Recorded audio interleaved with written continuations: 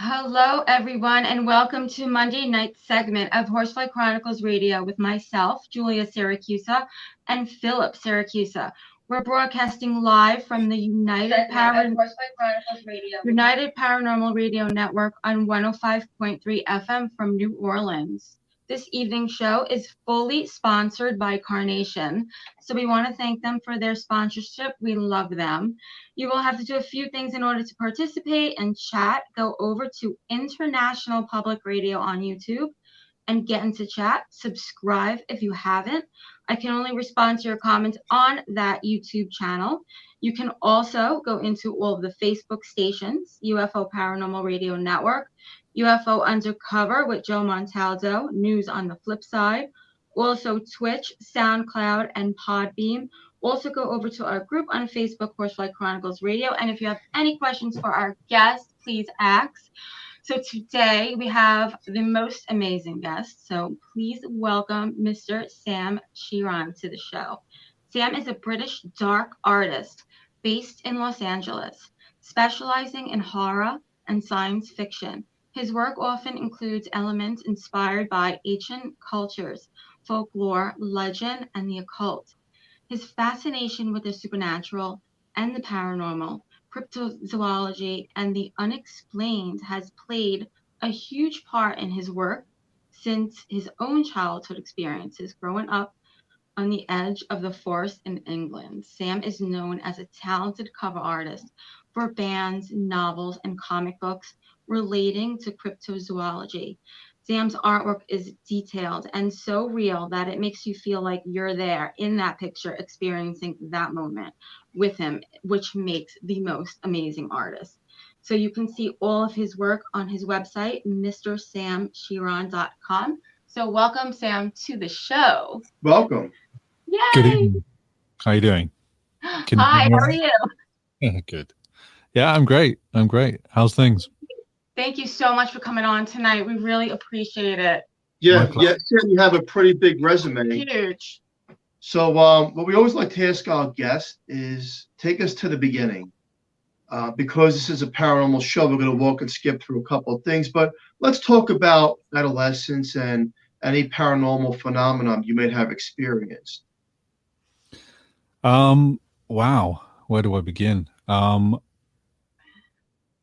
Well, I mean, I was born in Liverpool, England, back in 1978. And I shortly left the area and moved to Runcorn, Cheshire, where I grew up until the age of 10. And during that time, I lived with my mom on the edge of a woodland in England called Murdershaw Forest. And it's one of those periods in my life where you remember a lot happening when you're 7 years old more than any other year. And if I could sort of recap in 1 year of my life, that would be the strangest one. Would be being age 7. So many different things happened. We had everything from giant dragonflies chasing you through the woodland and on the edges of the woodland itself, all the way down to ghost children walking into your room in the middle of the night and green fireballs flying around the ceiling. Very strange place. But then at age 10, we moved away, thankfully. Wow. Interesting. Everything always happens, when we're really, really young. And it always leads. Well, it's because your mind is open and it absorbs everything in the physical world. And then sometimes we have these spiritual encounters where, when you grow up and you get older, you don't see as much because you're so occupied with everyday life. Yeah. But when you're young, you're absorbing it. And so are you a believer in ghosts? I wouldn't say I was a believer. I'm going to be a little pretentious and say I don't think it's a case of belief. I think the word belief has the connotation of religion attached to it. And it's really easy to sort of throw it all in one box and say, oh, I believe. But I think there's far, far more variations and layers on the subject of the paranormal in general that you can't really put it in one box and say, yeah, I believe it. Because you could say, yeah, I believe it all. But there's elements that can be explained. There are things that can be put into a completely weird, unexplainable box. And that's your paranormal. That's, you have your legendary stories, your poltergeist situations, which can be explained. Whereas there are some situations where you just think, you were there, you had that experience. There's no answer for it.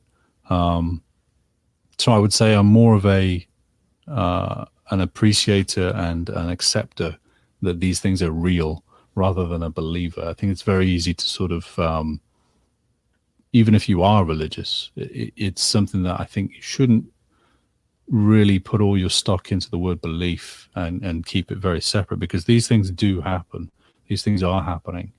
And that's not to say that there isn't a God and those things don't happen and those aren't real. They are very real to very, very many different people around the world. But the aspect of ghosts and the paranormal and the undead, voices from the other side, or whatever is going on, whether it's time travel, time slips, or just stains in reality, we obviously don't know for sure. To say you believe it is, in one way, saying yes, you accept the evidence. But I shy away from the word belief, and I say that I accept that this is very, very real. You accept it. Do you accept time travelers? I'm sorry? Time travelers. What's your thoughts on that? Do you accept that? I'm on the fence with it, because on the one hand, you'd have to sort of accept that time travel can only happen in a sense that you can only go back to the point of when the machine was made, if that's what they're using. If it is a machine, you can't go back any further than that, because this is, one sort of theory is that if the machine didn't exist, then you couldn't go back for it to function in order to send you anywhere or go forward again. So it's one of those oxymoron, conundrum, all over the place ideas. But some people say that UFOs are the time travelers, and that's why we see so many of them, and that's why they never talk to us and they never land on the White House lawn, is because they almost, in a Star Trek kind of way, they have a prime directive where they're not allowed to interfere with people throughout time. So that's maybe why UFOs never talk to us or never land. And maybe it is us from the future. And maybe occasionally we do get abducted by time travelers, in a sense. And you could even say that, there are stories throughout history and even in the Bible where people have been taken up into the sky and years have gone by and then they've returned and everyone they know is dead, kind of thing. And that would, in a logical sense, if if I can say logical, it's so far-fetched that it's hard to not wrap your head around, but hard to swallow, Yeah. Talk about belief, it's beyond belief, isn't it? I think it's fascinating. And there's some videos out there.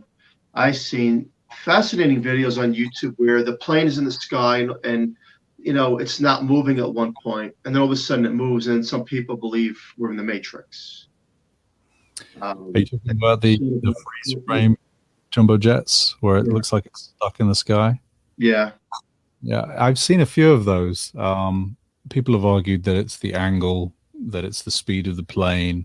It's the same sort of thing as when you're driving in a car, the distance from a church on the other side of a field to you, that church doesn't look like it's moving, even though you're traveling at 80 miles an hour. You would have thought you would have passed it by now, but it's actually still there. It's just that it's so far away. And people have argued that an airplane, you're talking thousands of feet above you, and at a certain angle, if it's turning, especially if it's turning towards you and you're traveling as well, it's going to appear that it's not moving. So there's ways to explain certain aspects of it. Although I did see, in terms of the Matrix, I did see a video on Instagram the other day of a man. He's in his car and he's filming the car in front of him, which is a convertible. And there's one guy sat in this car, in this convertible in front of him, and his reflection is in his own wing mirror, side mirror of the car. Rearview mirror, what do you call it? The side ones. I know in England we call them side mirrors maybe, but his reflection isn't moving, and the guy in the car is. At one point, the guy looks down at his, maybe he's looking at his phone, or he sort of turns his head, and then turns back. But his own reflection in his wing mirror or side mirror, it doesn't move. And the guy who's filming this, and he's uploaded it onto, I think it was TikTok, and it's ended up on Instagram. But the guy who's filming this says, he's been watching this guy for 10 minutes, and his reflection's doing something different. And I've looked at this a number of times, and I cannot figure out what's going on. Wow. It's very, very strange. Isn't that amazing? What would you do if that happened to you? I don't know. I mean, you do see these clips too, where you see people from like the 1800s. Some people might be filming a wedding, for example. This is out there in the public. Mm-hmm. And all of a sudden you see a person that doesn't belong here in this time and era running through, and they disappear. Yeah. In fact, there was one, I think it was a football game last year on the field, and they caught something like that. It hit like millions and millions of views. And they're all looking, and all of a sudden it's gone. Yeah.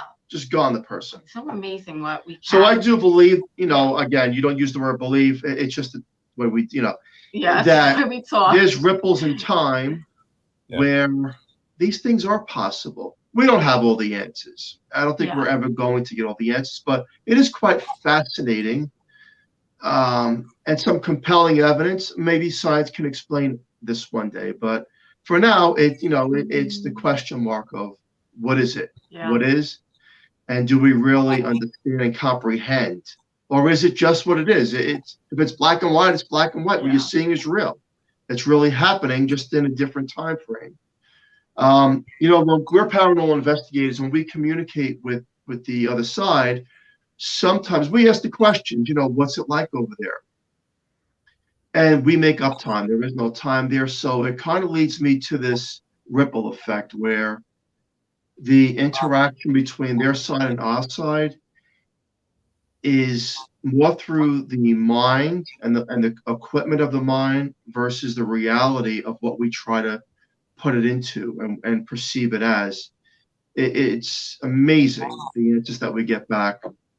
And again, there's so much information and knowledge out there that, we never stop investigating, because we do know that these things do exist. It's so much. Which leads me now to some of the work that you do. I mean, you're an incredible artist.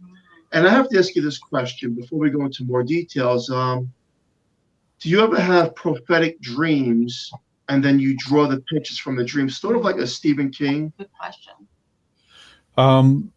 Yeah, I mean, that is a good question. Yeah, I dream all the time, and I have the strangest dreams. Sometimes it's too much to even write down. You have a million thoughts at once, and you can't catalog it fast enough. And then, you have your cup of tea an hour later, and it seems to just fade away, and it's all gone. But the big sort of I wouldn't say messages, but the big sort of concepts and ideas that I do pull from dreams, I'd say I'd keep them in a filing cabinet in my mind for later use. I never sort of jump up and think, I have to paint that, I have to draw that, but I definitely keep note of things in my head. Most often, in the interests, if something's going to happen, if it's an earthquake dream, I'll make a note of it, because I think, am I seeing something that's about to happen? You have all these stories and accounts of people having dreams about 9/11 before it happened. Yeah. And I find that fascinating. And it could be coincidence, there's billions of people having dreams, and millions of them will remember it, and hundreds of thousands of them will have horrible dreams, and tens of thousands of them will be plane crashes. And you sort of whittle it down and you think, well, yeah, there will have been people who inevitably would have had dreams that you could relate to it. So in terms of prophetic dreams, I try to write everything down just in case, because you never know. That's a good idea. That's very good. A lot of people always say that. You brought up 9/11. 3 days before 9/11 actually happened, we were living in Staten Island, New York, and I had a a dream, and then I woke up and it's still in the dream, and the dream was planes crashing. And I told my wife, I was like, this is just too real. It's too real. It doesn't make sense. And it stuck in my mind. And unfortunately, a few days later, I'm one of those people that did occur. And it's like one of those things where, and I say prophetic dreams because sometimes some of us, we dream ahead, and that these things actually come into play in our own reality. And it's scary, but it's like you don't know how to take the message, as well as is it going to happen? Is it just a bad nightmare? So you can't really, it's hard to separate very it. Hard. Fact, it's going to happen versus fiction. It's just one of those dreams that one of the millions of dreams that you have that don't mean anything. It is an interesting one, isn't it? Because they say that all dreams seem to be is your brain, much in the way as I collect the information and put it in my own mental filing cabinet for later. Having a dream, they say, especially a nightmare, is your brain dealing with what's happened that day or what you're currently going through that week. It's your own emotional base level, and your reptile brain is trying to fix everything and put it in order and make sense of it so that you can tackle it better the next day or when you've rested and fully absorbed all of the things that are going on. But in terms of time travel, perhaps, if these ideas and emotions are happening and there is no such thing as time, let's remember it's just a construct that we've put together as a measurement of the sun going around the earth. Time itself goes in every direction. If you would imagine that dreams could tap into any of those directions at any time. So is that what we're seeing? Are our brains kind of sorting out and cataloging things that have happened, but just not yet? Yes. Interesting. Very. So Rob Zombie, have you ever met him? Oh, God. Yeah, a couple of times. Yeah, super nice guy.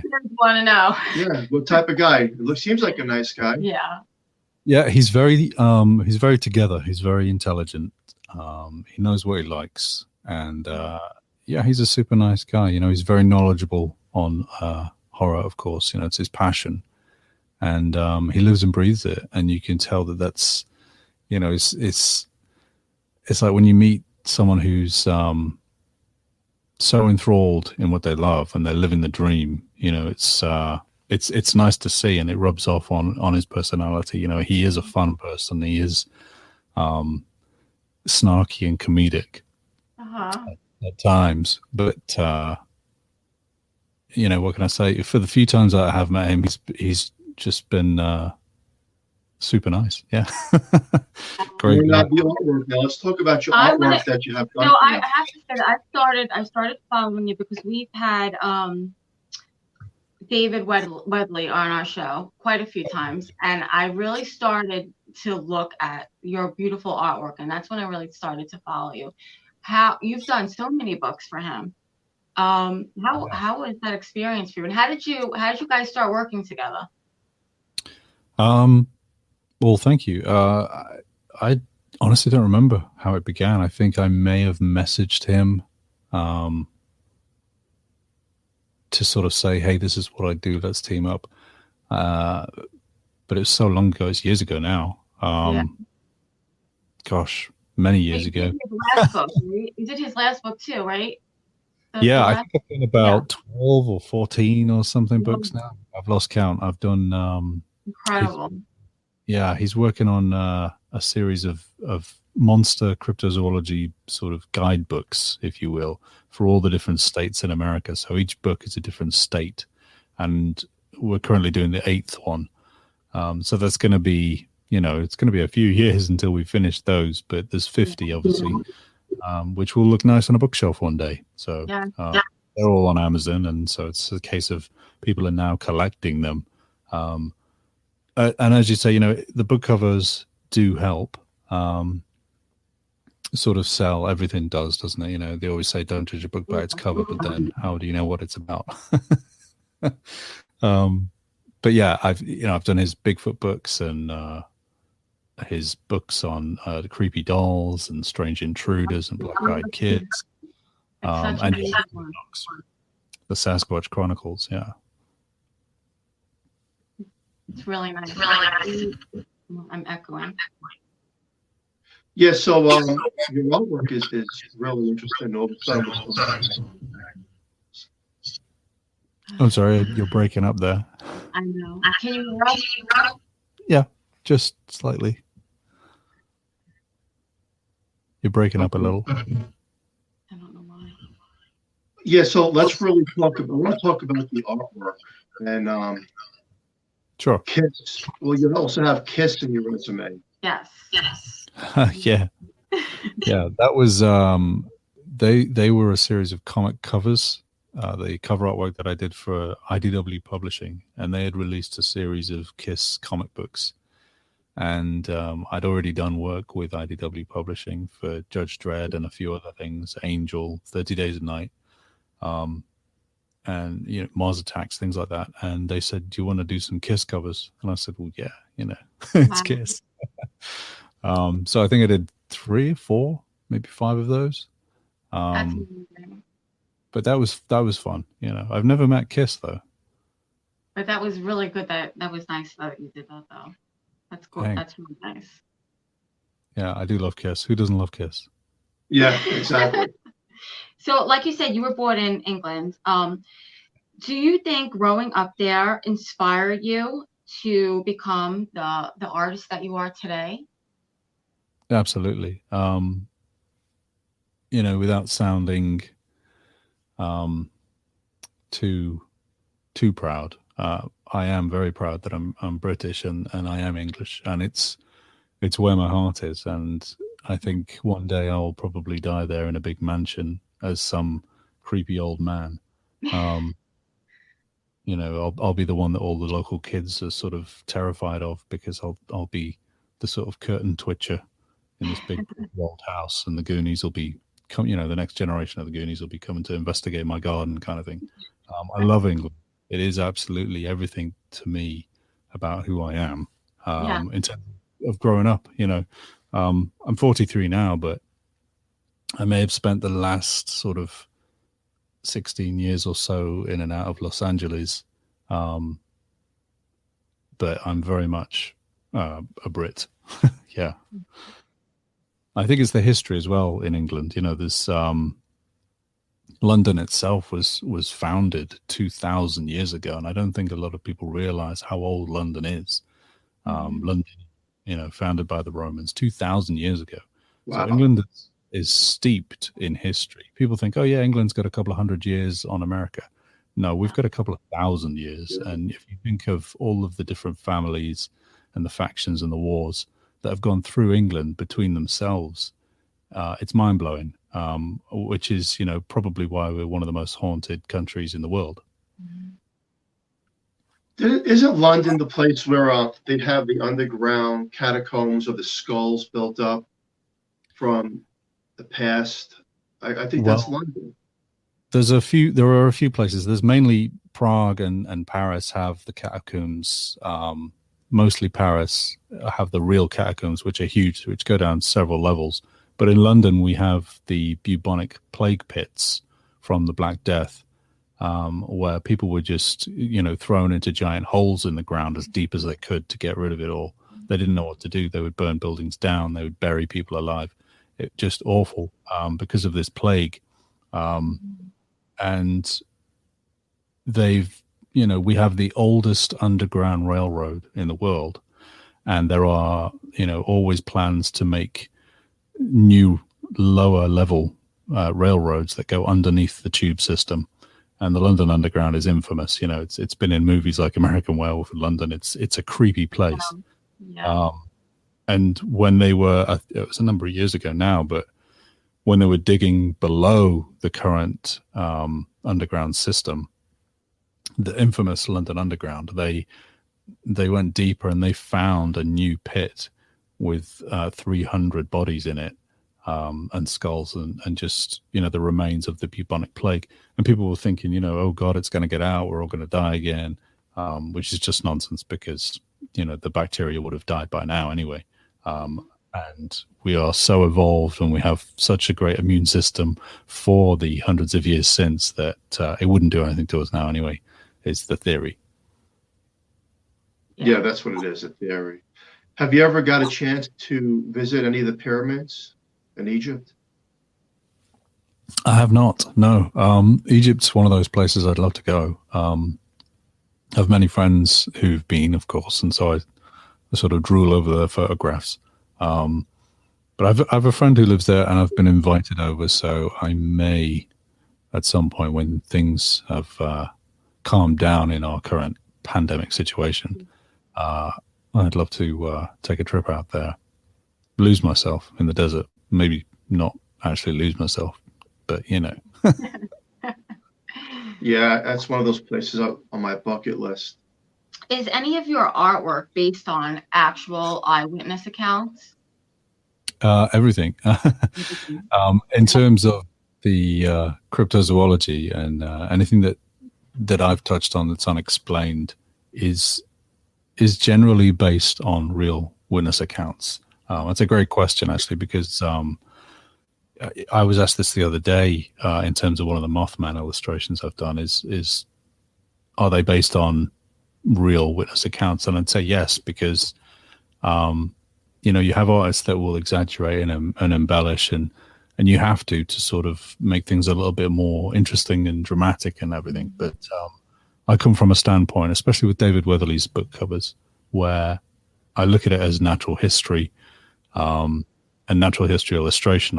When I grew up in England, I would frequent the museums there, and I love the natural history museums in London and Manchester and, of course, London.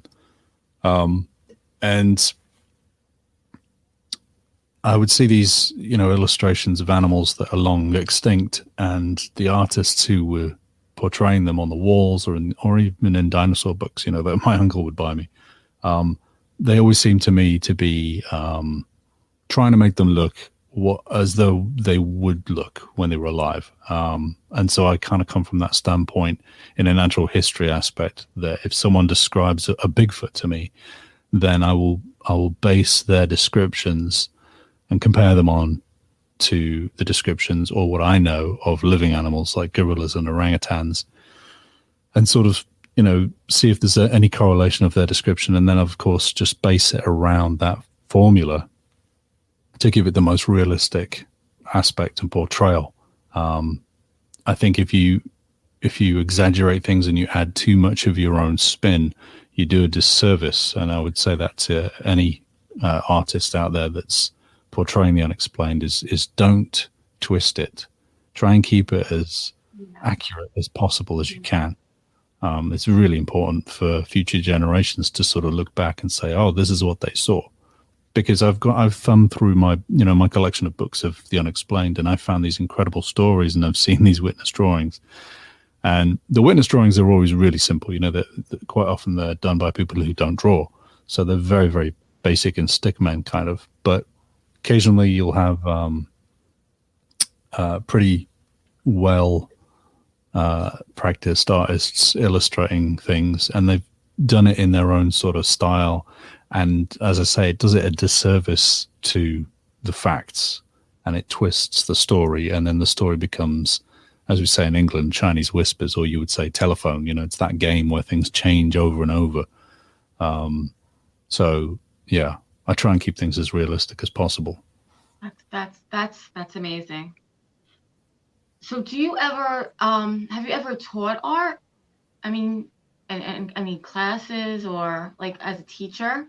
Yeah, I got my my postgraduate certificate in education, and I taught for a year in England doing that, teaching fine art. And it was interesting because I sort of very quickly realized that it was something that I didn't want to do just yet, because I have too many ambitions of my own and my own goals to sit in a studio and teach other people. Maybe I'll do that when I'm 60. Yeah.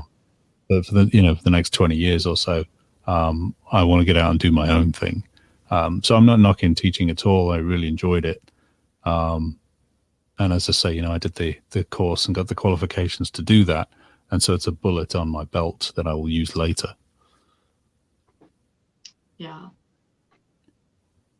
Rob Zombie, he's remaking the Monsters, the old TV show. He's making a movie. I believe so.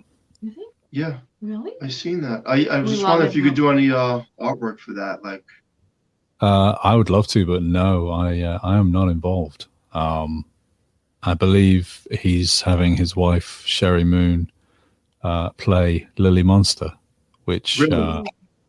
Which will be interesting. And he's having the entire Monsters house rebuilt from scratch on a plot of land, and they're building the neighborhood itself as well with all the other houses. So he's hired, a team of artists. There won't be one artist that works on it. There'll be several who will all have their place in their own little individual positions. Everything down to carpenters building the actual roofs of the houses. So that's pretty fascinating. I think it's going to be very accurate in terms of, again, loyalty to the original TV series. I think this is going to be pretty fantastic. Yeah, I seen they're putting some clips out. I didn't even see it. Yeah. That's definitely going to be interesting. I hope you get involved with that somehow, closer to the date, that you do some artwork for them as well. Yeah. If I have time.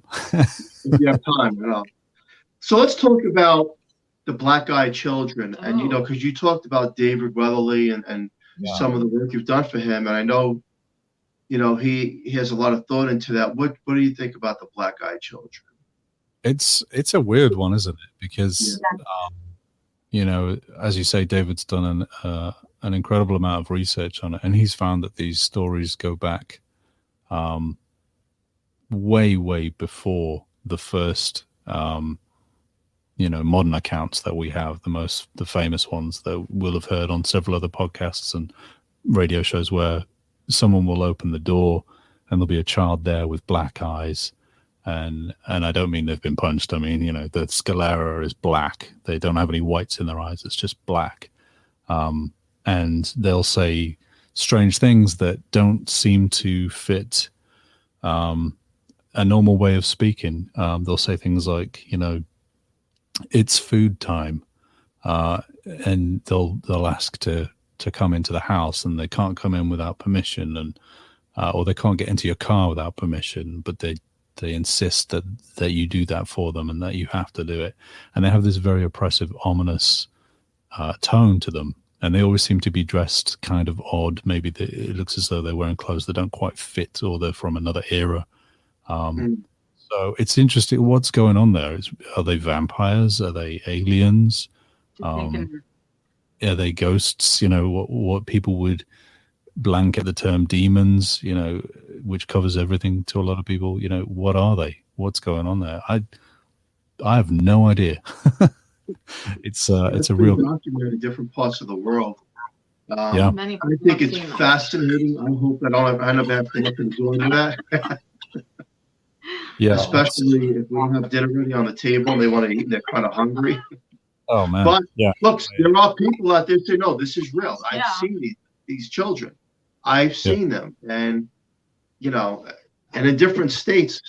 Again, is it one big hoax, or is it there's truth to it? Or are they the time travelers? It's like everything else.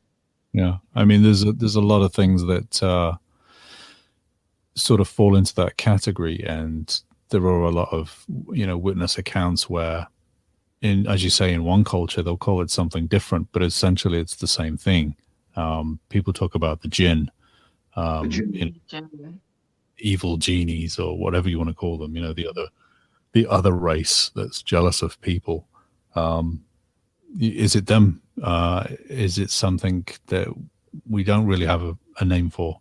That we don't really know what it is, so we're just using the term black-eyed kids because we don't actually know what to call them, because they don't have a name.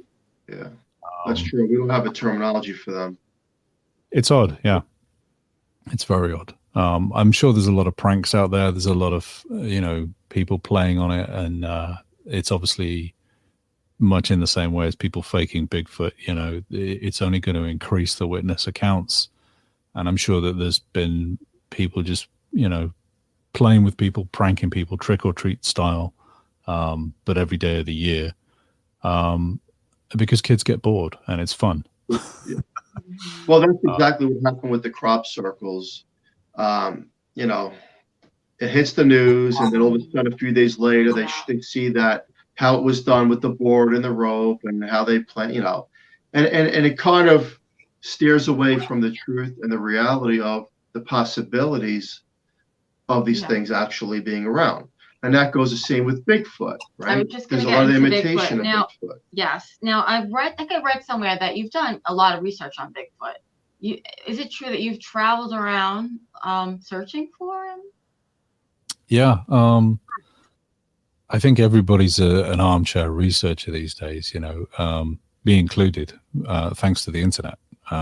People can sit at home and read endless amounts of information. I think the problem is too many people swallow that information as fact, and they don't compare and contrast evidence. And there is a lot of evidence out there that isn't real, as well as the stuff that is. You know, you can't exclude that the footprints are very, very real. I think Sir David Attenborough once said, nobody's going to climb 9,000 feet up a mountain to fake a footprint on the off chance that someone might see it.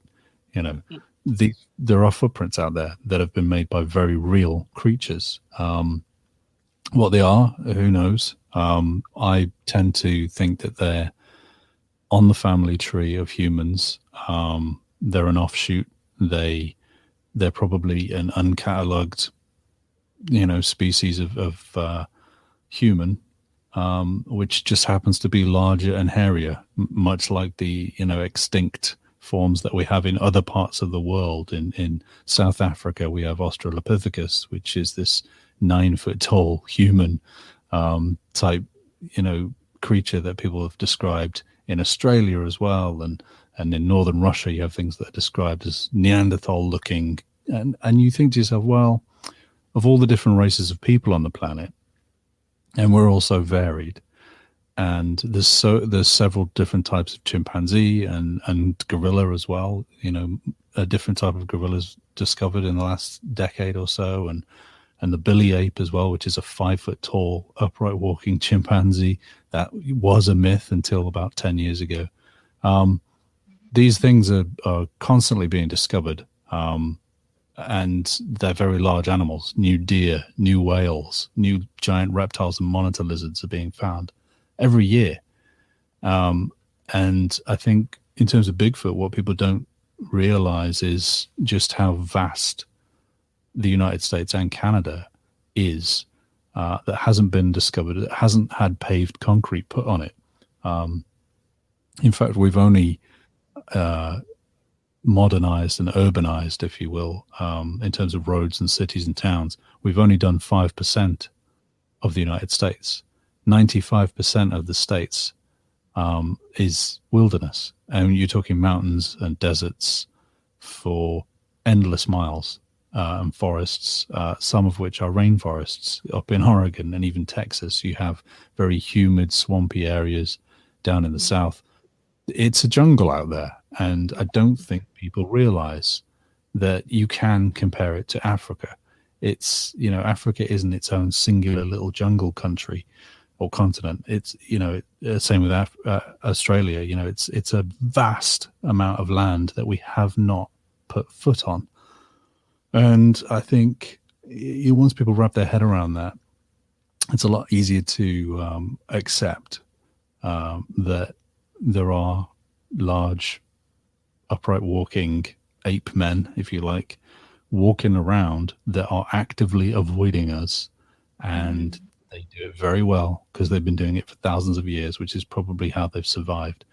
Because we know, from our own history, that we outbred and we outcompeted the Neanderthal man, and we lived alongside them. We didn't evolve from them in different species. We all came from the same lineage way back, but at some point on this family tree, we split off and went into two different factions, and many others which also died out or moved away or traveled around the world and became, other things and then died off. and it seems that only Homo sapien has survived.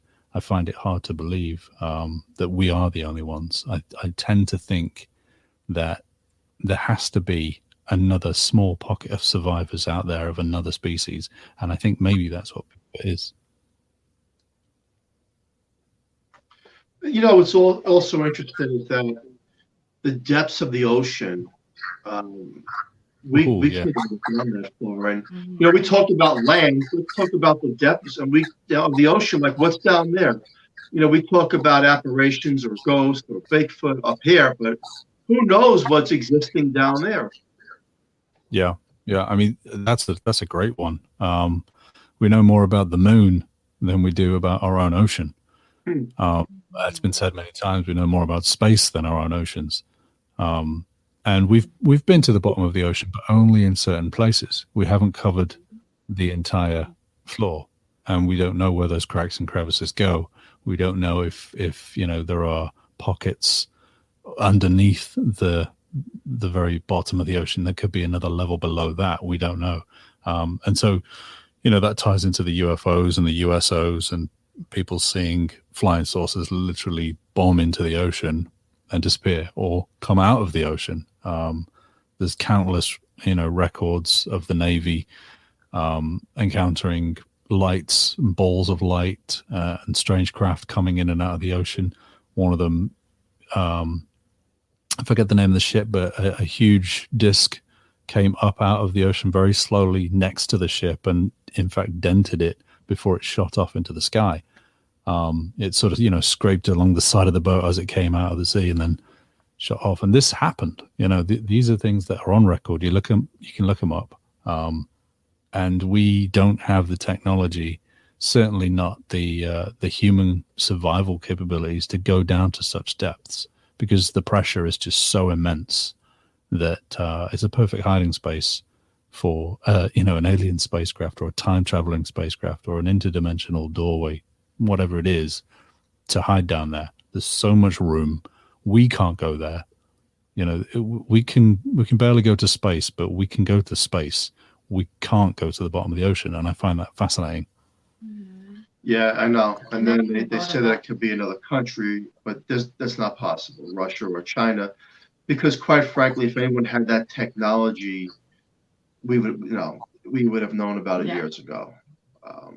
I think it's just all hidden, and maybe the governments do know what's going on. Maybe they do. I mean, look, we have satellites in the sky.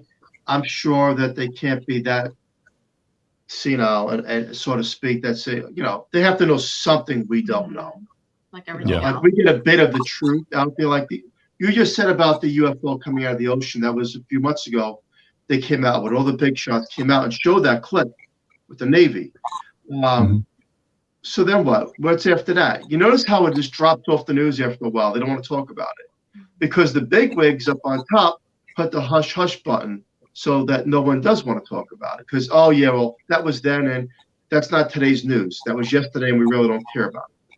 But thankfully, there are some people out there that are keeping it going because, quite frankly, I think that there could be a tie-in to the things that we don't know if we did have that information out public. Yeah.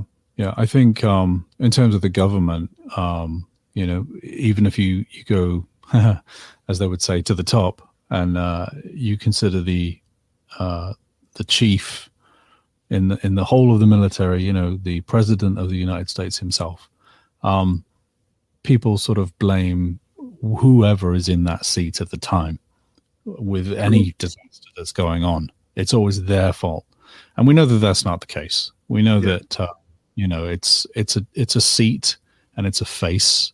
It's a celebrity position in a sense.